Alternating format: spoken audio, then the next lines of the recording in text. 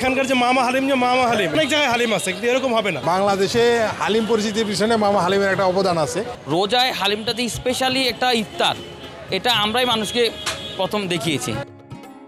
ঢাকার রমজানের ইফতার মানেই হালিম, আর সেই হালিমের তালিকায় 5 দশক ধরে পরিচিত এক নাম কলাবাগানের মামা হালিম। 1972 সালের এই কলাবাগানেই ছোট্ট পরিসরে যাত্রা শুরু করেছিলেন দীন মোহাম্মদ। সময়ের সঙ্গে বদলেছে চারপাশ, কিন্তু বদলায়নি মামা হালিমের স্বাদ আর ক্রেতাদের আস্থা। প্রতিদিনই দূর দূরান্ত থেকে মানুষ আসেন এই হালিম খেতে। রমজান মাসে চাহিদা বাড়ে কয়েক গুণ, এমনটাই জানালেন দোকানের দায়িত্বে থাকা রুবেল মিয়া। আমাদের হালিমটা 1972 সাল থেকে তৈরি শুরু হয়, আমরা বাণিজ্যিকভাবে এনেছি। আর হালিমটাকে বাণিজ্যিকভাবে আমরা আনার কারণে আমাদের হালিমটা চাহিদা বেশি, কারণ মানুষকে হালিম খাওয়ানোটা আমরা শিখিয়েছি। আর প্রত্যেকটা খাবারের পেছনে একটা রেসিপি থাকে, আর রেসিপিটা যে যতদিন ধরে রাখতে পারবে তার সুনামটা ততদিনই থাকবে। জানা গেছে 5-6 ধরনের ডাল, ঘি, সয়াবিন ও সরিষার তেল, পেঁয়াজ, রসুন, আদা, পুদিনা আর ধনেপাতা সহ নানা উপাদানে তৈরি করা হয় মামা হালিম।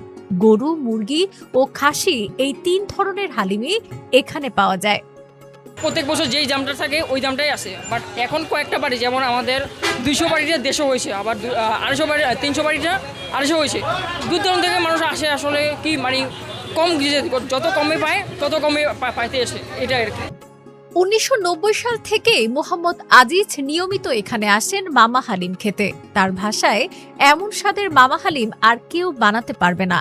সেই ভালোবাসার স্বাদের টানেই তিনি এখনো নিয়মিত কলাবাগানে এসে হালিম নিয়ে যান। এখানকার যে মামা হালিম এটা যে নাম করছে, নামের ঐতিহ্য, কোথাও অনেক জায়গায় হালিম আছে, কিন্তু এরকম হবে না। কমের মধ্যেও আছে, আবার বেশি নিলে বেশি আছে, কমেও আছে। অবশ্যই মামা হালিমের একটা ঐতিহ্য আছে এবং দীর্ঘদিন ধরে এই জায়গায় আমরা খাই। বাংলাদেশে হালিম পরিচিতির পিছনে মামা হালিমের একটা অবদান আছে। স্বাধীনতার আগে একটি খাবারের দোকানে কাজ করার সময় এক বিহারি ওস্তাদের কাছ থেকে হালিম রান্নার কৌশল শিখেছিলেন দীন মোহাম্মদ।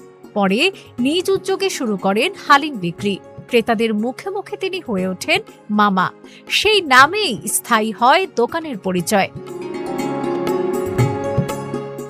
সময় বদলেছে, প্রজন্মও বদলেছে, কিন্তু কলাবাগানের মামা হালিমের সেই ঘন মশলাদার ধোঁয়া ওঠা স্বাদ আজও রয়ে গেছে সেই পুরনো স্বাদে আর মানুষের বিশ্বাসে। আতিকুর রহমানের পাঠানো তথ্যচিত্রে ডেস্ক রিপোর্ট, আজকের পত্রিকা।